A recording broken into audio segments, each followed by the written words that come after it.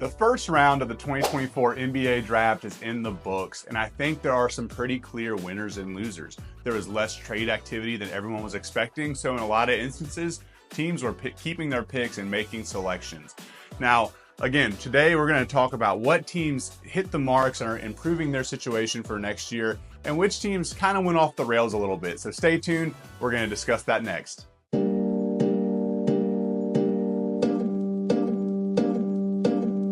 Hello and welcome back to Green Flag Sports, continuing our NBA draft coverage today, talking about that first round. So there are a lot of teams who did some really positive things, and let's just jump straight into those. I want to start off with the Los Angeles Lakers. So they were able to address a lot of needs that they had. Dalton Knecht out of Tennessee is one of those guys who is just going to provide you so much on the offensive end of the court. At Tennessee, he shouldered the load. He was the guy, averaged over 20 points a game in a pretty tough SEC conference last year. Can really shoot the ball, can get to the rim and attack. I like somewhat of the comparison to Austin Reeves, probably a little bit more of just of a shooter than just him.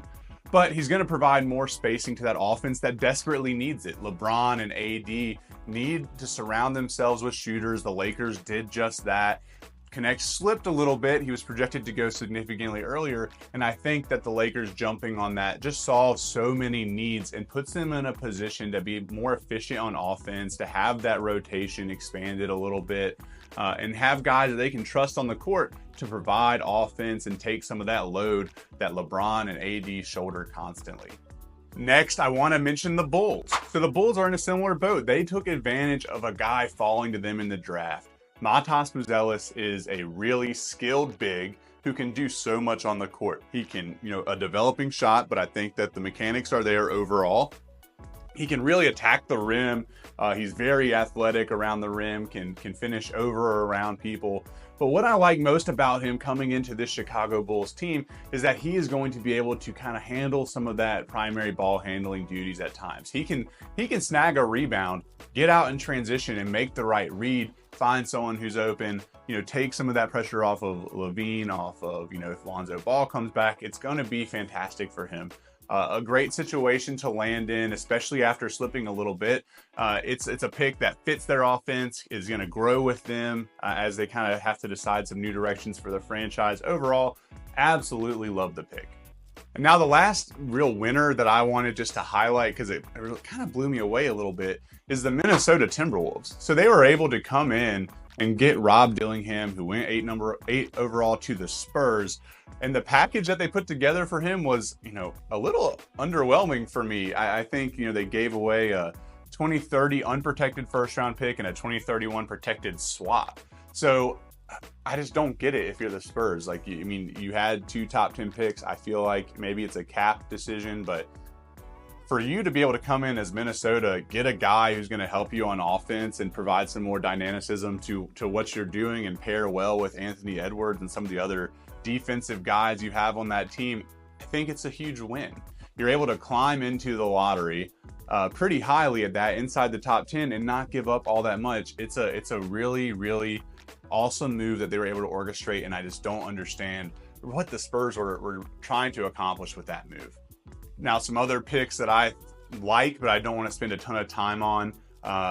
Really, the top 3 picks, I think. So, Risa Shea, Sarr, and Reed Shepherd. I think those 3 were kind of table stakes picks. I'm happy with those teams, what they did, but I don't think you can be considered big winners when you kind of, did what you were expected to do.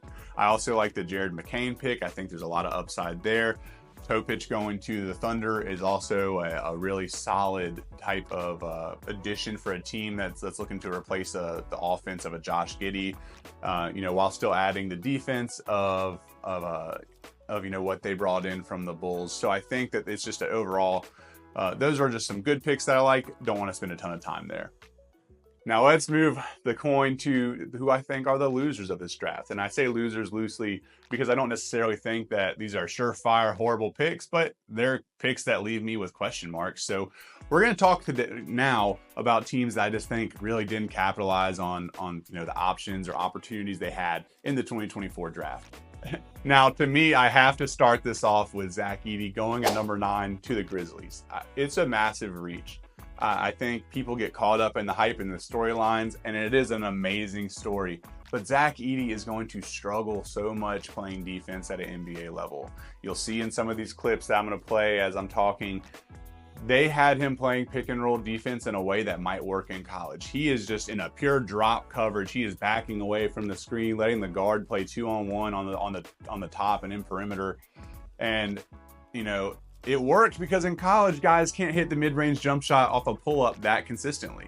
So, you know, they're able to get by with it at Purdue. They're able to be very successful. But when you go to the NBA, can you imagine, you know, Zach Edey guarding the Mavs with Luka Doncic going to a pick and roll, like, and drop coverage on that? There's no chance that that's successful. So in the NBA, he's gonna have to play up. You know, he's definitely not going to switch. So it's going to put more stress and pressure on what the Grizzlies are trying to do. And when you talk about Steven, you know, people have mentioned the Steven Adams replacement role. I just don't get it. Don't get the pick. Don't get his fit in a modern NBA offense. You know, I think it's a kind of a wasted pick at number 9. Now I want to talk about the Detroit Pistons. So they selected Ron Holland at 5 number overall. I think from a potential standpoint, this could be great. It's something where maybe it works out and he blows away expectations, but I don't see the fit with what they're constructing in Detroit. You're adding another guy who's going to struggle to contribute as a shooter. And Detroit needs shooting. So I don't see that being a very good marriage. I think he underwhelmed with the G League last year. His stock seemingly amongst, you know, scouts and what was leaking out there to the media was that his stock was falling, yet he goes higher than really anyone kind of anticipated. So I don't love the pick from a fit situation. I think there's a lot of things to be desired there. We'll see how it plays out, but for me, that seems like a reach. Now, the Hornets are going to find themselves in a similar bucket as I just talked about with the Pistons. Tidjane, Salaun, I don't hate the pick. I just felt like with Buzelis still on the board and a couple other options that they had, I don't quite understand it. He, you know, wasn't amazing in the French league. You can see why they like him, but I just think that you had so many other options. And for like a team like the Hornets, you know, you really just kind of have to draft on upside and you know, but you also need someone that can come in and play because you got Brandon Miller, you got LaMelo Ball, and you know, Salaun, like I get it, like he has some traits that are desirable, that are going to fit in with what they want to do, but it just seems like, man, you could have taken a bigger swing on a guy that probably had a higher ceiling there, and as a small market team, that's something you have to do. So I don't necessarily understand it, but it's one of those that, hey, maybe it potentially works out. So those are my big takeaways from the 2024 NBA draft, the first round. The second round is tonight. We'll see what happens. You know, the biggest storyline obviously being where's Bronny going to go, or if he goes at all. But, you know, I think that overall teams were kind of not willing to trade up in what's considered a weaker draft class. So you saw less trades than anticipated. You saw teams kind of going rogue a little bit and picking guys that they just seem to like better because it's a down draft, and that's what you have to do. Let me know your thoughts. Do you agree with me? Do you disagree? I know that I'll probably catch some heat for some of my losers, specifically Zach Edey. I see some hate comments coming if they are going to come. But well, you know, I've appreciated everyone kind of sticking with us throughout this draft process and going through, you know, our thoughts and positional breakdowns. We'll have more coverage as we go along.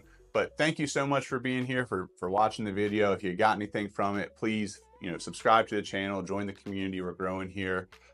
Looking forward to putting out some more NBA content as the season goes on.